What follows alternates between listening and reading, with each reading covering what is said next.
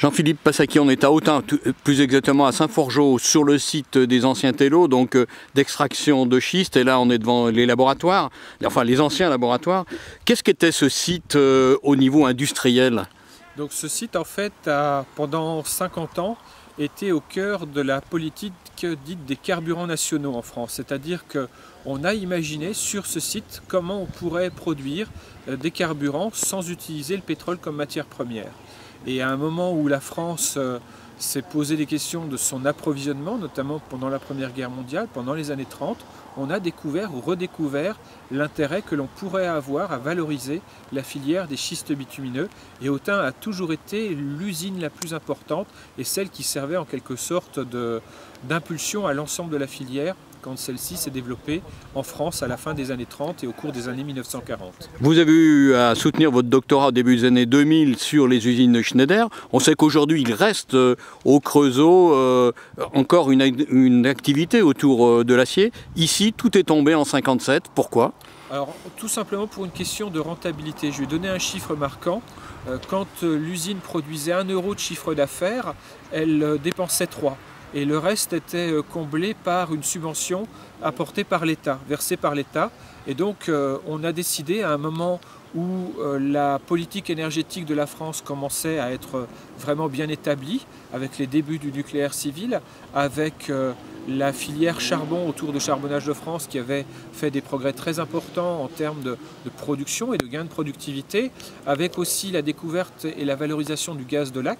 L'année suivante, on a mis en valeur le gisement d'Assim et Saoud en Algérie, mais il était déjà découvert.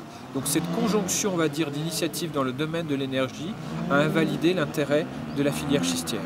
Un patrimoine industriel nous dit aussi quelque chose du patrimoine humain, c'est-à-dire de ceux qui ont travaillé sur ce site, qui ont été un grand nombre. Oui, effectivement.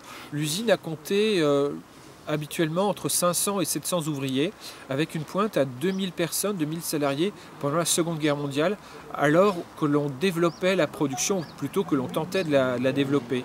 Et l'origine en quelque sorte de ce personnel a varié au cours des temps.